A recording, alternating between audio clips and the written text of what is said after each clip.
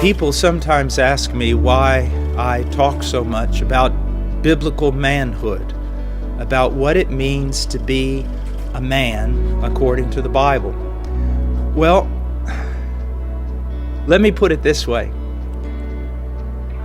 I don't know if it'll translate into another language, but I'll put it this way. My wife says that if a man-eating lion escaped from the zoo, it would probably starve to death because there's not enough men in this world to eat.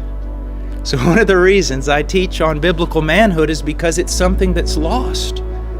It's something that's lost. Oh, there's a lot of definitions about what it means to be a man. Sports has a definition about what it means to be a man. Hollywood has a definition about what it means to a man. Feminists have a definition about what it means to be a man. But we're Christians, so we need to ask ourselves, what does God say about being a man? Of course, when we look at the scriptures, as Christians, we know that the perfect example of manhood is not some boxer in a ring, and it's not some football player.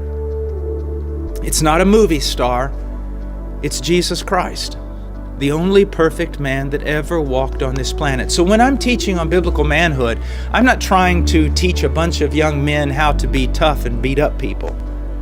I'm also not trying to teach them to be feminine.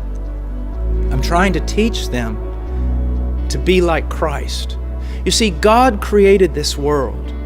God also set the order for this world. He created a man, He created a woman. We also see throughout Scripture that He gave different roles to men and different roles to women. Also, there are different virtues that are outstanding in men and others that are outstanding in women. Also, He tells us how we are to interact as men with men and men with women, as older men with younger men and younger girls, fathers with children, husbands with wives. He's told us in the Scriptures how we ought to be and how we ought to act, and that has been lost.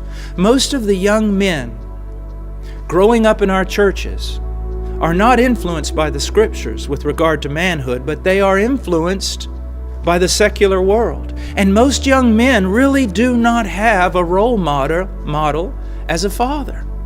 Even if their father is a good man, oftentimes he is so busy doing other things.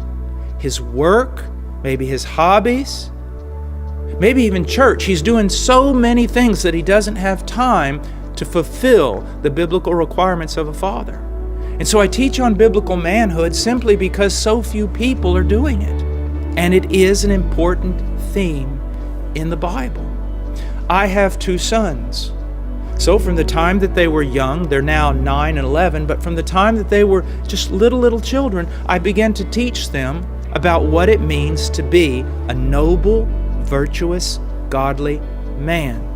I'm also, even though I quite often fail, I'm trying to model that for them. And not only for my sons, but also for my daughter. Because one day my daughter is probably going to marry. She's going to find someone, or someone is going to find her. God's going to bring her together with someone else who's a young man. I want her to have a proper understanding of what a man must be like to be a biblical husband. So I consider this very, very important, extremely important, especially in light of everything that we're seeing today in our world. Do you realize that our entire world is shifting?